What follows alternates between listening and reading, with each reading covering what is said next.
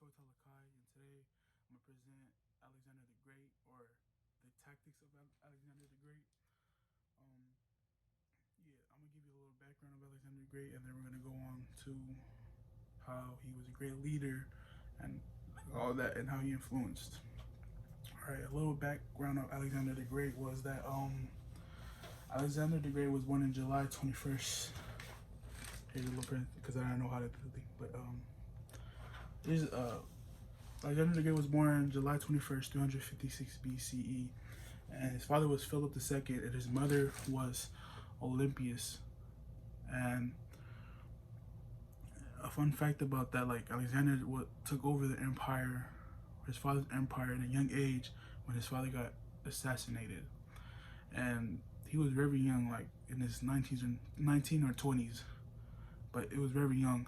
But even though he was very young, he was still bright due to the fact on how people that influenced him, like people influenced him to be a great leader, like built him up to be a great leader. And the four people I want to talk about that I believe that built him up to be a great leader was, one, his father, King Philip II. Uh, is basically it was a bodyguard, but now he was also a king in a way. His name is Lipamus. Lipamus. Sorry for butchering that name, but he was like a guard for Alexander, and his father told Lippus to like raise him up when he was a young, to like up and all that. Basically, sorry for stuttering, but yeah, he Lippus was the one that was the person that like made Alexander fall in love with music and arts and all that, and that influenced him a lot. Another person I want to talk about is Aristotle. Yeah, the philosopher Aristotle. And the philosopher Aristotle was had a lot of big impact in Alexander's life, because it like made him, like he thought he made, like he was the reason for Alexander's critical thinking, like I should say, because of how like when he conquered like a land, or conquered like an empire, so like the Persian Empire, he wouldn't like force them to he wouldn't force them to he wouldn't force them to like basically people were free to, like, for culture and religion, like express their religion and all that. They was not going to force them to follow the law of Greece and all of that. And yeah, it just shows how smart he was. And then the final person I want to say is Leonidas.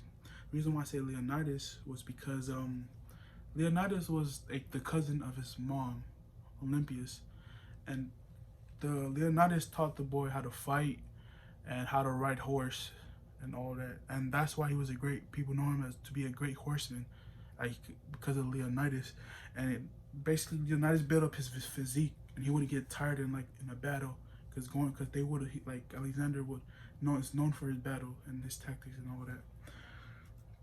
Now that I talked about the people, like the people that he was influenced by, I'm gonna talk about his greatest accomplishment.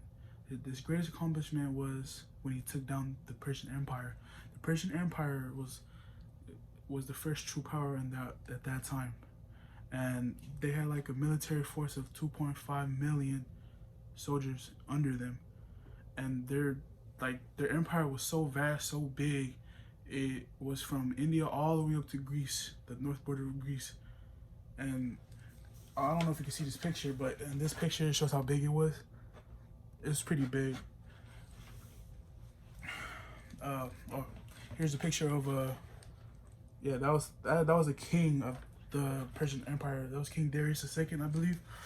Yeah, but we'll talk about him like later on after this presentation. But Alexander, before Alexander was marched to the Persian Empire, he had to handle things back home, and that's when his politics, like people know him with politics too, it came into play. The reason why he went back home, because many people believe that he was too young, and he thought he was not fit to be king, because remember he got the kingdom around like his 19 or 20s. So he had to go back and prove to the people that they can trust him in a way.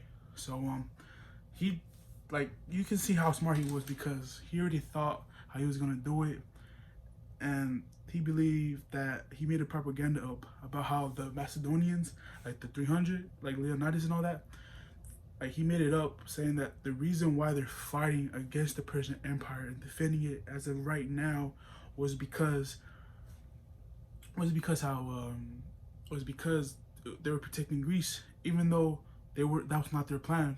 They didn't want to do anything. The Macedonians, the 300, that had nothing to do with Greece. They didn't care. They were just fighting for their own.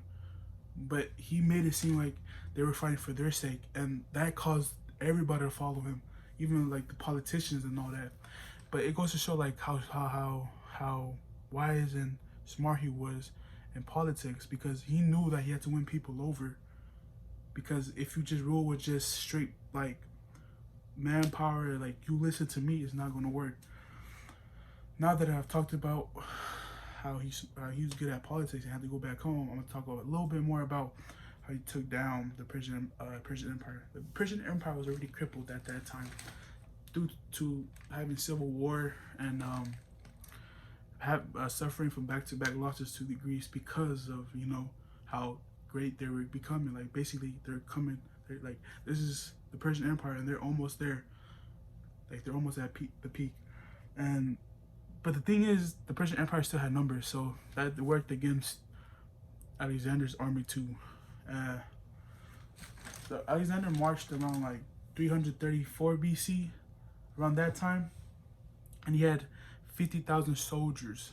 50,000 soldiers, that's it. And it was against the world, like a big military force, which is crazy. So yeah, I don't know, like it had to take a lot. And the first battle that proved that Alexander could do it was the Battle of Issus. The reason being was because Alexander, I think, he thought everything through, and even though that the Persian Empire had numbers, it didn't matter because of how the land was. It was so narrow, so it was against the Persian Empire's numbers, and it fitted more towards Alexander's side, shall I say. And Alexander's military tactic was that he knew he couldn't go man-to-man power like against the whole Persian Empire, but what he did was he used his speed, his distraction, and he was very smart. And basically he was playing chess while everybody else was playing checkers, as you can see, because he won. But yeah, he was using like pawns, like his soldiers as pawns, but people like whole of Greece was with him, so they know they were doing it for the better. And yeah, here I'm gonna just give you a little picture here. Here's a little picture how narrow it was. You see how narrow it was? There's basically the fighting ground, and up here is like the mountains. And this is just the Persian Empire here, and this is how little the Alexander's army was. But they used that against them, the landmass. So this caused for the Persian Empire to retreat, or it was King Darius, for them to cause them to retreat and regroup. And they wouldn't have another like meeting for like 2 years. And that battle like was the battle in Guatemala, and that battle was the reason why like Alexander won, because yeah, he won because like that decided everything. Like, but the Persian army had like an upper hand because they chose the land, and the land they chose, the reason why they chose this land was because it was flat. Like it was not flat, it was flat and very vast, and it was not narrow as like the previous battle in Issus, and it worked with them, and they could use their numbers. That's why they chose it. But and the people that King Darius had ready was like roughly 250,000, and well, Alexander only had 50,000. And yeah, and like the reason why Alexander's so smart, I believe, was that Alexander made like caused his troops to go full right, everybody go right, while like King Darius was so worried because of the previous battle. He didn't want to lose, so it made him like flinch or like second guess, and so he made some people go left, break some of his army left, because he was worried about a left from behind, like left, yeah, basically here like this. See, they will go like score at the left side. Alexander did that on purpose, so can like there would be a gap open. And when I said like he uses army as pawns, was that because of this, as you can see right here, the pawns are like basically these people. And King Darius thought they won if they just do a full march going down here and getting them, but not knowing not knowing that Alexander had idea to come around and take them one by one off, and end up like beating them. Basically, he was really playing chess. Like that's why I say he was playing chess, because he was like 5 moves ahead of King Darius, which, so, man, it's crazy to think about that.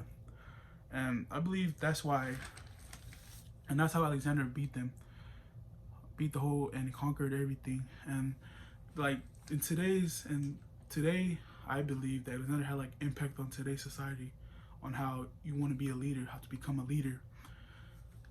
Like in a leader, he showed that you have to be very smart, and also you have to have people that not like you make them follow you, but want to follow you in that sense. And also there was a website I seen, there was a website called Business and Leadership, and they took some pointers off of Alexander's leadership, and how like sometimes you have to be arrogant in a way, but not like bad arrogant, but in arrogant where like you know what you're doing at all times. Even though when you're not know, you will know, because if you second guess yourself, then something will go bad. Like in the military, like if a squad leader messes up or rethinks or like anything, that's putting the whole team in jeopardy. Also in a business too, if the business owner doesn't know what he's doing and like he's flushing and all that, the company don't know what they're doing. So yeah, I believe Alexander had a great impact in his world, and I think many people still take some out of him, especially how countries are run today. Because in today's country, like in order to run the U.S., the United States, they don't force anything on you. Like the people could have some control too, like how they vote and stuff, and how like they should win the people over, and how politics, like people, like if we're if we're choosing a president, the president has to win people over and vote for them. So basically, I think he had a great impact in the world, and that's why I think why people still study him in today. I'd like to thank you for watching me, and hope you have a nice day.